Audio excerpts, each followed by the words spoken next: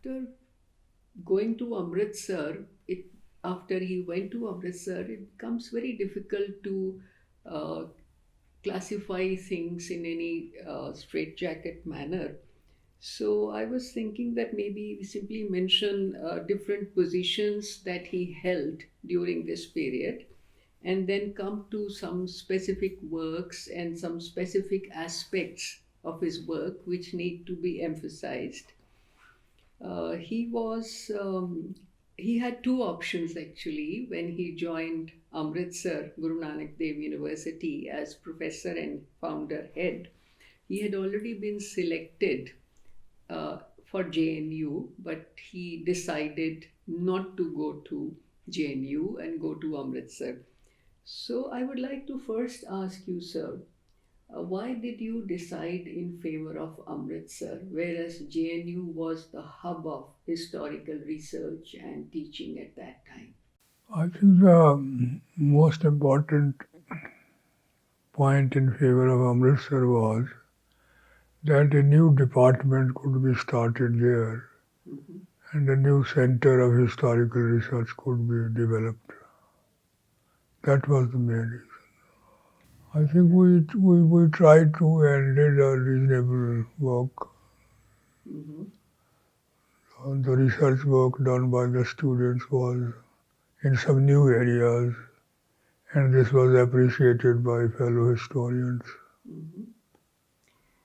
Then you were, Professor Barunde referred to the new historical center coming up at Amritsar. I recall this was in the Indian History Congress session of 1988. Uh, while giving his presidential address, he made a reference, a detailed one, to the Amritsar School of Historiography Yes. and how it had corrected the earlier uh, assumptions regarding the 18th century Sikh polity or missals and so forth, and and of course credited you and your students with the discovery of new evidence and a very fresh interpretation of that evidence. Certainly, it must have been very gratifying at that point. Sure. You were also the first dean of Guru Nanak Dev University, Yes. and you remained in that position for 4 years. Right. So that must have been a great opportunity to shape the university too. That is true. The founder vice chancellor was very keen that the university should develop Mhm. as one of the good institutions in the country. Mhm. And he was very, he, he gave me a lot of freedom actually as Dean of Academic Affairs Mhm. to plan things, to do things. The new appointments were made, I think they were very good. Mhm. He tried to persuade some of the best scholars in the country to come to the university. More and better research was done during those years at Amritsar. And then you were a visiting fellow in some universities outside India and also at Patiala for some years, and this must have been a fruitful phase too. So this was actually in the 2005-6 Mhm. these years as a visiting professor. Right. Mm. I I gave lectures. Well, this was a tenure for 2 years, Mhm. and I gave about 100 lectures. I see. Okay. The university decided to publish 4 volumes of those lectures. Mhm. Two have come out, the third was ready, but the things have delayed somehow. But this was there. About 50 lectures are going to be published. Right. After you retired, Then you I went went to to Toronto. Toronto as a visiting professor. Hmm. And then you came back to the Indian Institute of Advanced Study as a fellow. Right. And then within a year, you were appointed its director Yes. in, I think, 1989, was it? 1989. You gave a new lease of life to the institute, which was virtually defunct at the time of And your it was in a joining. bad shape, that is true. Mm-hmm. And it came up well. Mm-hmm. In 2 or 3 years, once again, there was a lot of work which was being done at the institute. Mm-hmm. Anything that you particularly recall of your tenure there as director? My idea generally was to request some of the best people to come Mm-hmm. from different disciplines and do the kind of work they wanted to do Mm-hmm. and interact. And also, during that tenure, we had an understanding with the UGC Mm-hmm. so that college teachers could come to the institute for 3 months. Talking about the similar kinds of responsibilities that you held, you were also the editorial fellow of the Project for History and Science in Indian FISPIC. Civilization, FISPIC, I think it's as it is called. So, as a fellow, editorial fellow, you had to devise, formulate the project, History of Medieval India, One volume. one volume project. On But it medieval India. actually came out in 2 volumes, State and Society and Religious Movements, two huge volumes. Right. So, in the conceptualization of those volumes, since you had complete autonomy in formulating, That gave me the opportunity Mhm. to work according to some of the ideas I had since the early research I thought of. Mhm. I wanted to do work on social history of medieval India, Mhm. and here was an opportunity to do something of that vision, so to speak. Mhm. And I planned these volumes in a way that we talked about society and the state and also the religious movements in the country as a whole. Mhm. And these 2 volumes uh, are used as reference volumes, I hear, and well received in that way. Professor Irfan Habib wrote a good review of the 2 volumes. Mhm. So then you became the Life Fellow of the Punjabi University mhm, in 2005, Yes. and And then director of the World Punjab. director of the World Punjabi Center in 2006. 2006. So, what did you do as director of the World Punjabi Center? I tried to invite scholars, public men from different parts of the world Mhm. and held a conference in order to chalk out the programs of the institute, Mhm. of the World Center, Mhm. not only in terms of Punjabi literature, but also social studies related to the Punjab. Mhm. Not only the people living here in Indian Punjab or Pakistan, but also the Punjabis abroad. Mhm. So this was this sort of this was a broad vision of what sort of work could be done Mhm. in coordination with the scholars in different parts of the world, so far as Punjab is concerned. Mhm. And the conference was, I think it was attended by a good number of scholars, and it was satisfactory in its own way. You built the department. You made substantial contribution I to do the believe that university. if you hold a position, then you should try to do the best you can for that, whatever Mhm. your responsibility, and not think of your own future, but Mhm. attend to what you are required to do for that institution. So this is what you think takes to build institutions. I think this commitment to the institution itself is Mhm. the primary sort of requirement. loyalty to the institution you are serving and trying to improve the.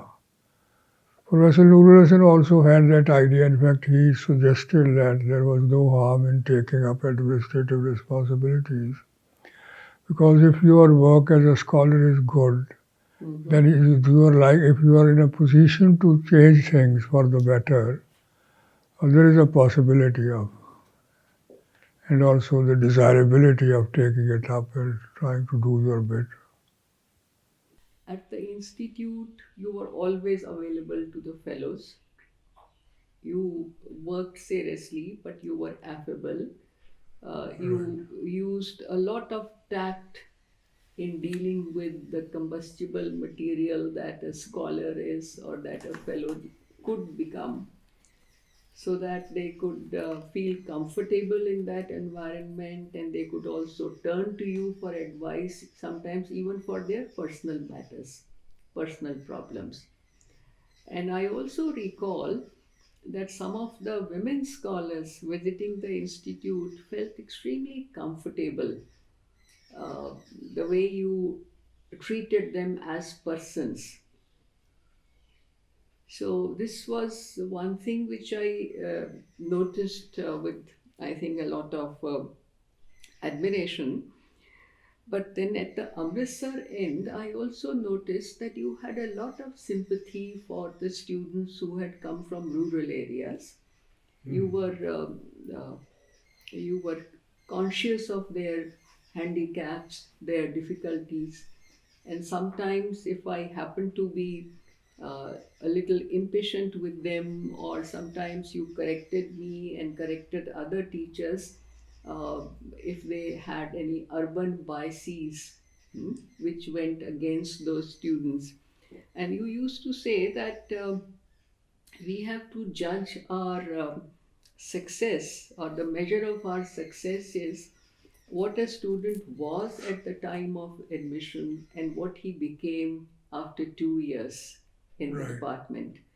And that then became our motto. We were Right. no longer concerned about results, but and then several of those students actually grew to be, they developed and they grew to be professors in the same department. Mm. Well, this was, I think, a great achievement. And then you were always available to students and researchers. That reminds me that when I started teaching at Chandigarh, Mm-hmm. I found that Dr. Joshi anyone could, any teacher could see him at any time. And that was liked by people very much, and it gave a sort of confidence, assurance to them. Mm-hmm. I had that in mind also when at Amritsar I tried that there should be no difficulty in any faculty member seeing the vice chancellor for anything at all. You have been regarded as a great teacher. So, I don't know really. so what have been the essentials of good teaching? No, my aim generally was to suggest to the students that they should spend their time in the work which they are supposed to do, and do it honestly in the sense that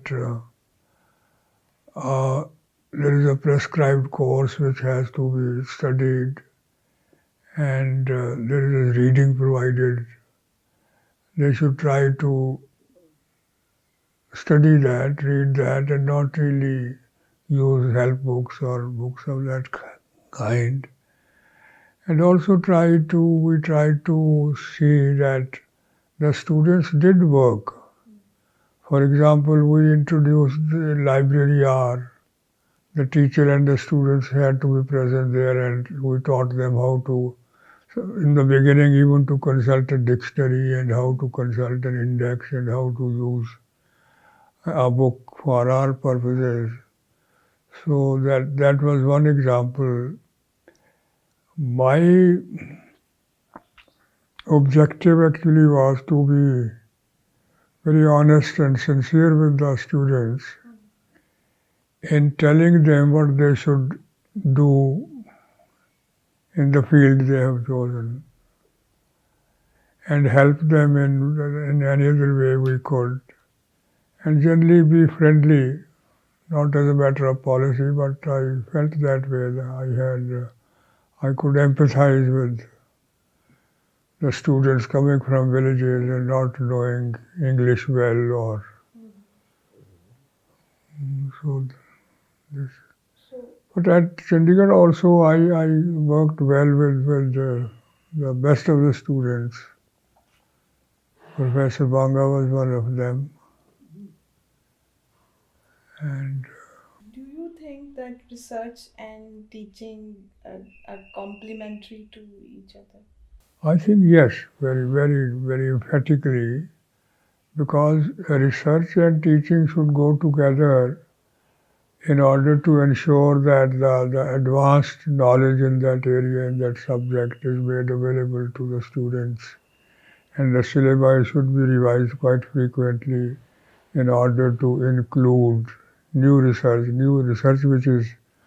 which is good research, so that the students are studying at any given time not really what was thought 50 years earlier, but what was being discussed during their own time.